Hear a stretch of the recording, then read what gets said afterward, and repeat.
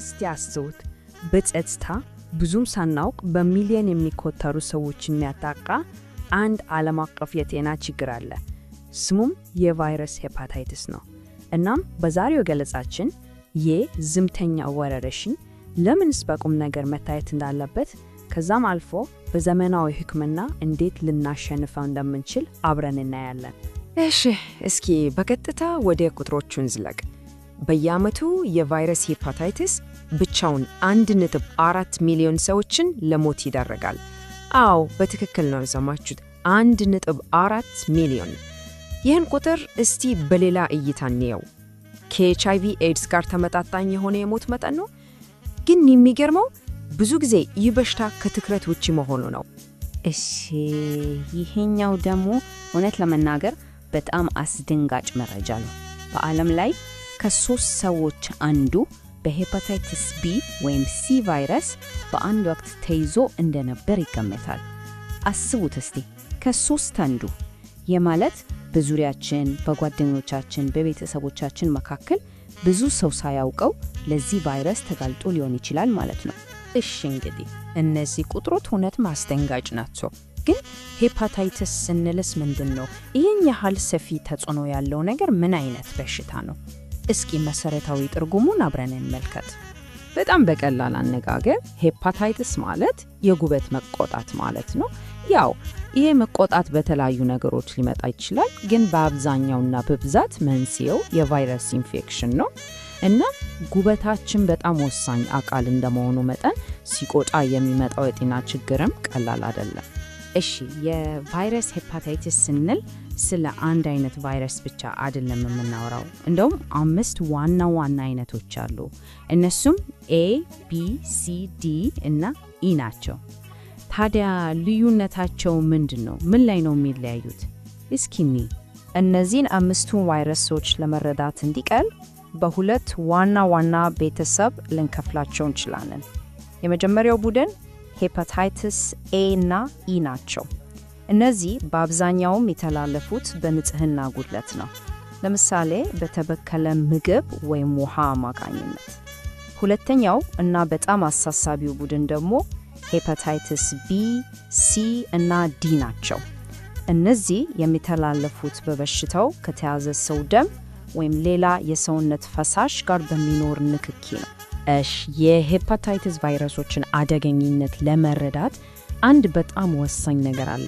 እሱም ኢንፌክሽኑ የአጭር ጊዜ ነው ወይስ የረጅም ጊዜ፣ አጣዳፊ ወይስ ስር የሰደደ የሚለው ልዩነት ማለት ነው። ይሄ ልዩነት እምኑኝ በጣም ትልቅ ለውጥ ያመጣል። አጣዳፊ ሄፓታይተስ ስንል ከ6 ወር በታች የሚቆይ የአጭር ጊዜ ኢንፌክሽን ማለታችን ነው። ብዙ ጊዜ ሰውነታችን ቫይረሱን በራሱ የመከላከል አቅም ስላለው በሽታውን ያጠፋዋል።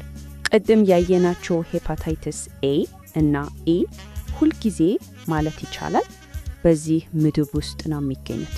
ለዛም ነው አደገኝነታቸው አነስተኛ የሚባለው።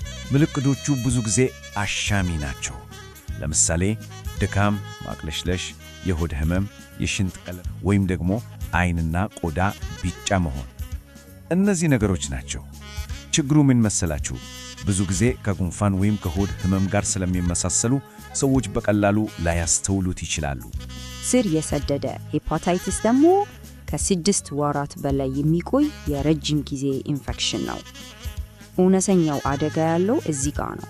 ምክንያቱም እንደ ሄፓታይተስ ቢ እና በተለይ ሲ ያሉ ቫይረሶች ወደ ስር የሰደደ ኢንፌክሽን የመቀየር ዕድላቸው ከፍተኛ ነው። ይሄ ደግሞ ከጊዜ በኋላ ለከባድ የጉበት ጉዳት ይዳረጋል። ይህንን ልዩነት በደንብ ለማየት እስቲ ይሄን ግራፍ እንመልከት። አንድ አዋቂ ሰው በሄፓታይተስ ቢ ሲያዝ በሽታው ስር የሰደደ የመሆን ዕድሉ 5% ብቻ ነው። ግን በሄፓታይተስ ሲ የተያዘ ሰውስ? እዛ ላይ ነው ነገሩ የሚቀየረው። በሽታው ስር የሰደደ የመሆን ዕድሉ እስከ 85% ይደርሳል። ይሄ እጅግ በጣም ከፍተኛ ልዩነት የሄፓታይተስ ሲን አደገኛነት በደንብ ያሳየናል። እሺ፣ ታዲያ ስር የሰደደ ሄፓታይተስ በጊዜ ሂደት ምን ጉዳት ያደርሳል? ጉዞ ይህን ይመስላል።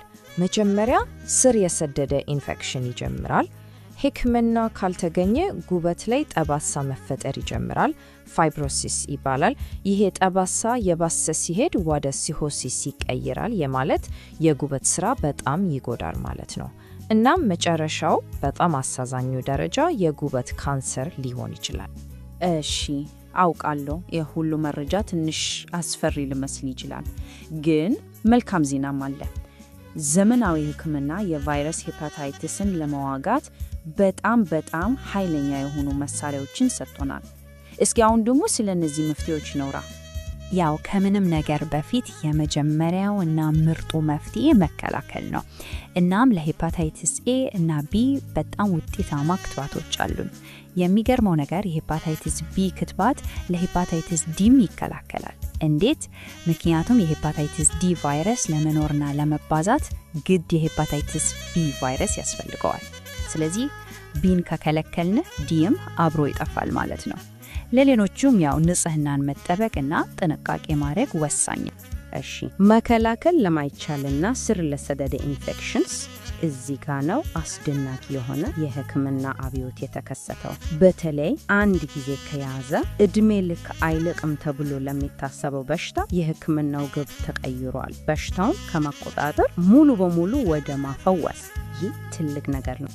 ታዲያ ፈውስ ስንል ምን ማለታችን ነው? በሕክምና ዓለም በተለይ ለሄፓታይቲስ ሲ ፈውስ ማለት ይህ ነው።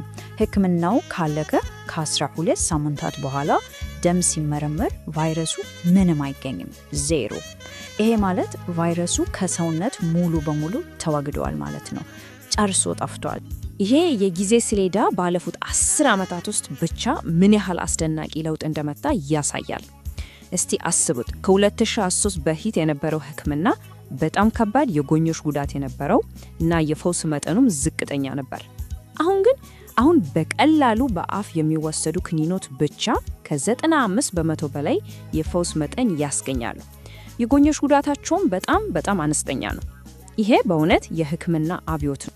እሺ እንግዲህ እስካሁን ያየናቸውን ወሳኝ ነጥቦች እስኪ ባጭሩ እንደምድማቸው። እነዚህን ማስታወስ ጤናን ለመጠበቅ በጣም ትልቅ እርምጃ ነው። እንግዲህ ዋናዎቹን ሐሳቦች ስናጠቃልል፣ አንደኛ የቫይረስ ሄፓታይቲስ በጣም ሰፊ ግን የተደበቀ ችግር መሆኑን አይተናል።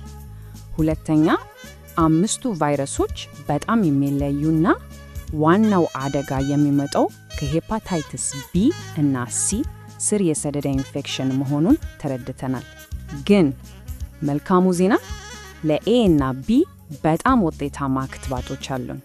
ከሁሉም በላይ ደግሞ ለሄፓታይቲስ ሲ አሁን ሙሉ በሙሉ ፈውስ የሚያመጡ አብዮታዊ ሕክምናዎች መኖራቸው ትልቅ የተስፋ ጭላንጭል ነው። እናም ይሄን ገለጻ የምንደምድሙ በአንድ ትልቅ ጥያቄ ነው። እንዲህ አይነት ኃይለኛ ክትባቶችና ሙሉ ፈውስ የሚያመጡ ሕክምናዎች አሉ። ከሄፓታይቲስ ነፃ የሆነ ዓለምን ከመፍጠር የሚያግደን ነገር ምንድን ነው? ይህ ሁላችንም ልናስብበት የሚገባ ጥያቄ ነው።